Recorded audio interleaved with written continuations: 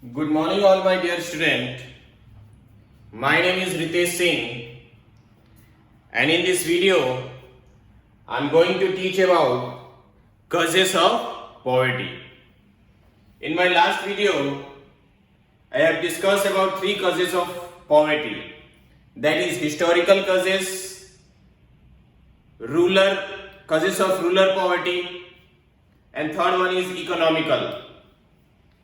Now rest of the two causes of poverty I am going to discuss in this video, and this is the part second. In first part I have discussed about historical causes of rural poverty and economical causes.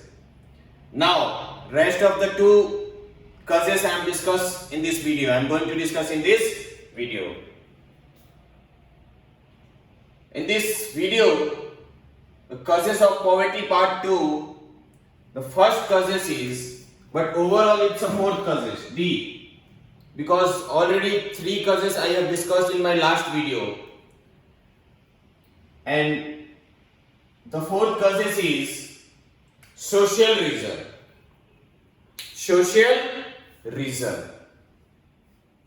तो poverty के कुछ social reason भी होते हैं, कुछ social कारण भी होते हैं. ऐसे रीजंस जो सोसाइटी में होते हैं, सोशली होते हैं. तो उसमें दो रीजन बताए हुए हैं हमारे टेक्स्ट बुक में.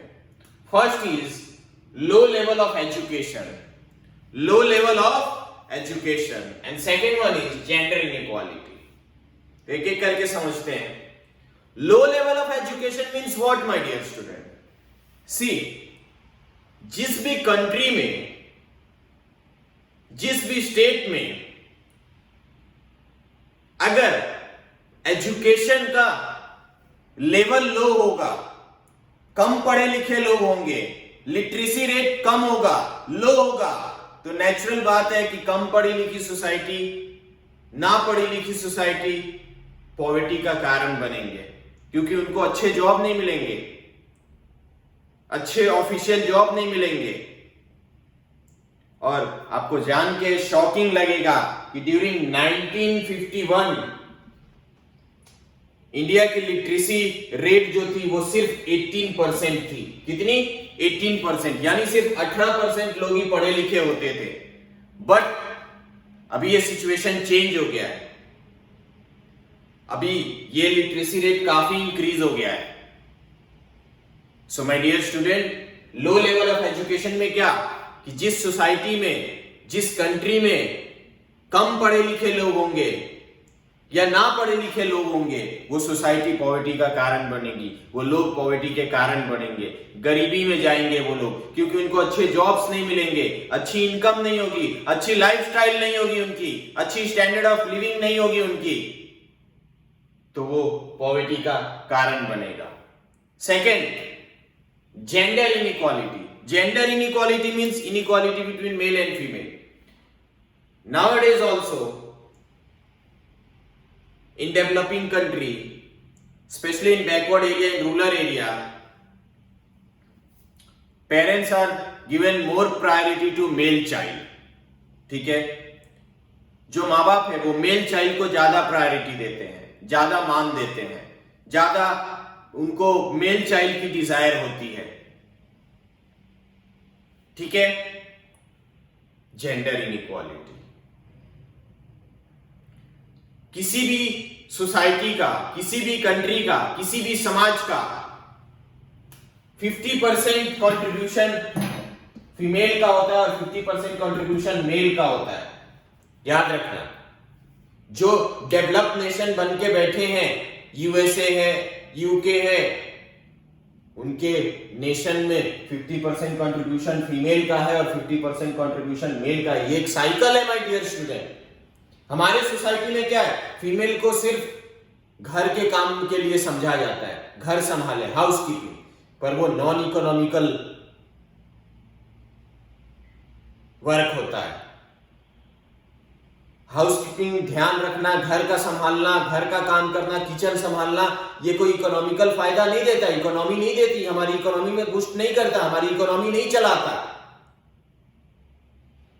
जिस सोसाइटी का मेल और फीमेल इक्वली मिल के काम करे, वो सोसाइटी ज्यादा डेवलप होती है। और हमारी सोसाइटी में मेल चाइल्ड का डोमिनेंट ज्यादा है। This is the reality. तो मेल चाइल्ड का डोमिनेंट जिस सोसाइटी में ज्यादा हो,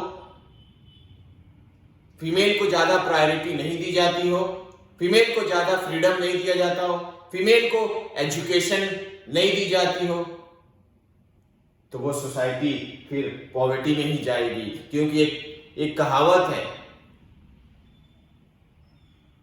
अगर एक इंसान पढ़ेगा, एक आदमी पढ़ेगा, एक जेंट्स पढ़ेगा तो सिर्फ अपने लिए पढ़ेगा, लेकिन एक लेडीज पढ़ेगी, एक औरत पढ़ेगी तो अपने साथ साथ वो अपने फैमिली को भी पढ़ाएगी और समाज को भी पढ़ाएगी।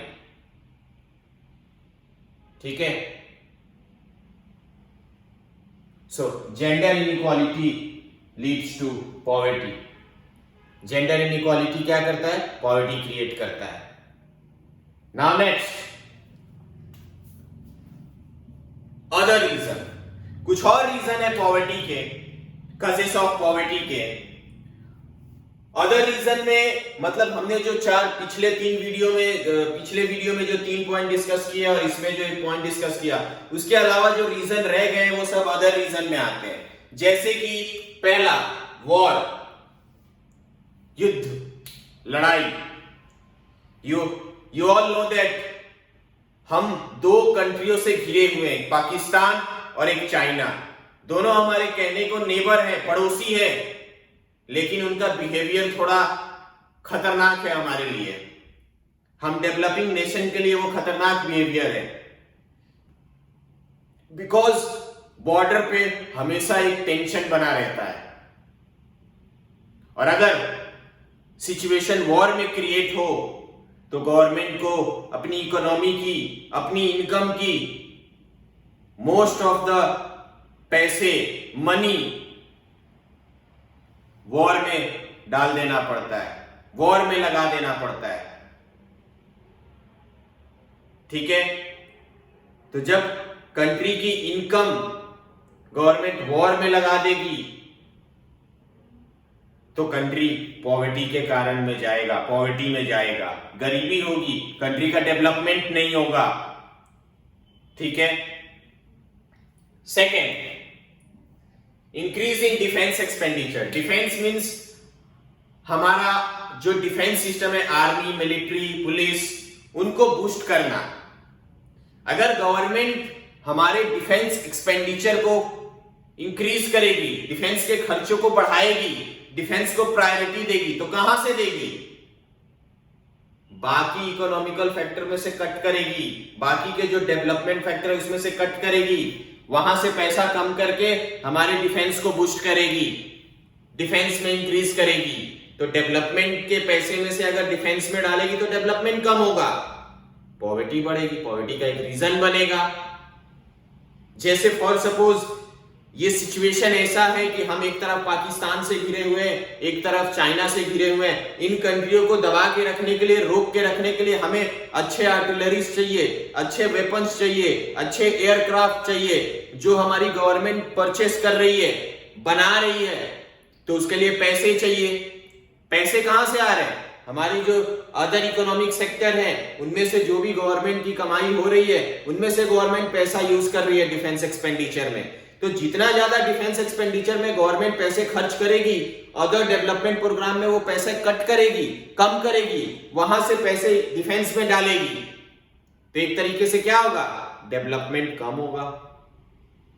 और डेवलपमेंट कम होगा, सोसाइटी का डेवलपमेंट कम होगा, इकोनॉमिक डेवलपमेंट कम होगा, तो कारण आएगा पॉवर्टी का। ठीक है। Now the last is defective policy. Defective policy, defective policy मतलब क्या? कुछ गलत नीतियां, गलत decision. For suppose you all know that हमारी इकोनॉमी, इंडिया की economy small scale, medium scale, cottage industry, handicraft industry है। इंडिया को इन सब चीजों से ज्यादा फायदा होता है क्योंकि इंडिया के जो lower class, lower middle class के लोग हैं वो यहां पे काम करते हैं, जॉब करते हैं। बट इंडियन गवर्नमेंट ने सेकेंड 5 ईयर प्लान जो था, यानी कि 1956 से इंडियन गवर्नमेंट ने ज्यादा प्रायोरिटी किसको दी? हैवी इंडस्ट्री को, लार्ज स्केल इंडस्ट्री को, जिसके वजह से स्मॉल स्केल इंडस्ट्री जो थे वो डेवलप ना हो पाए, वो सरवाइव ना कर सके, क्योंकि उनके कंपेयर में ये बड़ी बड़ी इंडस्ट्रियां उनको खा गई, उनको ज्यादा ग्रो होने का मौका नहीं मिला। और क्योंकि वो स्मॉल स्केल इंडस्ट्री डेवलप नहीं हुई तो हमारे जो लोअर क्लास के लोग थे, लोअर मिडिल क्लास के लोग थे, मिडिल क्लास के लोग थे, उनका भी डेवलपमेंट नहीं हुआ। And that's why the reason it create poverty. वो भी एक रीजन है जिसकी वजह से पॉवर्टी होता है माय डियर फ्रेंड।